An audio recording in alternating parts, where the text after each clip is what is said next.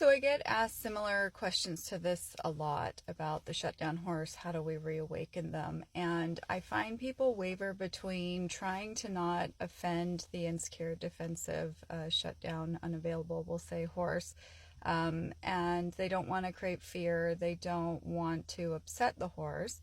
But what we also need to remember is that these horses have no coping skills. And so horses basically have two options when they are in a fearful state. They either flee and move quickly and avoid and get away, which is the most natural response, or usually because of enough human imposed pressure in their past, they learn to shut down and quit. And so what happens is this becomes a learned repetitious response basically every time they are insecure or unsure or fearful or anticipative or defensive or.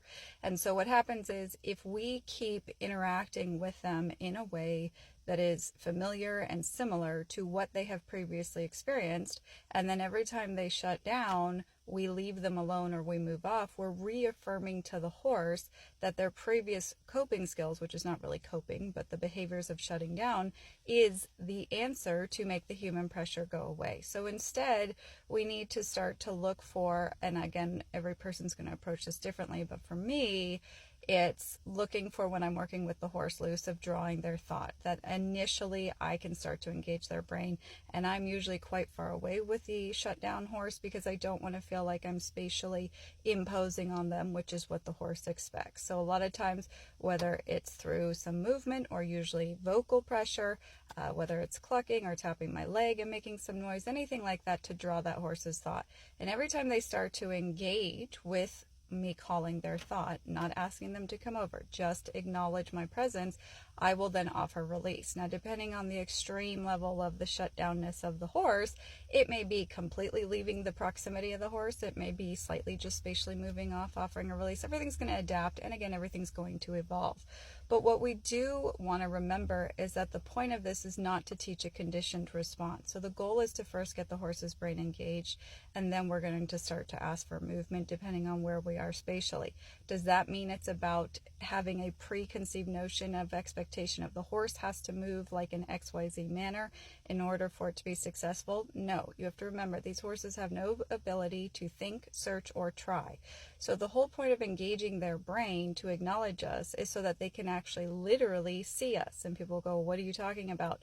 So many horses, if you watch them, whether they seem like they're very traumatized or not, do not look at the human. They will look past the human. They will look down to the ground. They will avoid.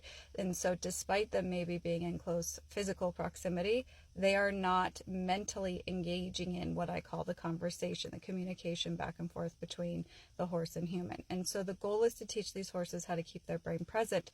And then the next piece is starting to practice you recognizing what you do, how you do, when you do, and what the triggers are spatially for that horse. And people go, what are you talking about?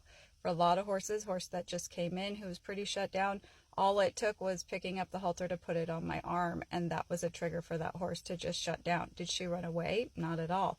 But was she okay with me picking up the halter? Not at all. So looking at maybe much earlier in the interaction, what things are occurring or not occurring as you are creating pressure. And this is where we often have to raise our standard and recognition of what we are doing that is causing pressure to the horse, despite maybe us not thinking we're going at the horse or we're not doing anything big and dramatic. But you have to remember these horses have learned to become hypersensitive because they're constantly anticipating so that they can protect themselves from the human experience.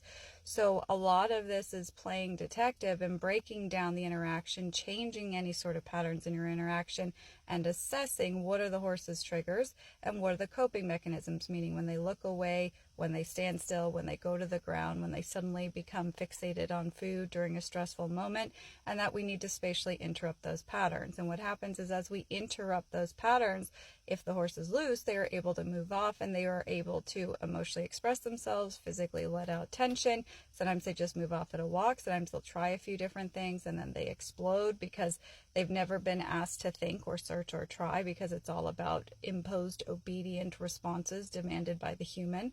So this is basically like colt starting 101, except your horse has no skills. And so we cannot operate off of any assumption that the way in which the horse currently chooses to handle something is going to help them learn. They don't know how to learn.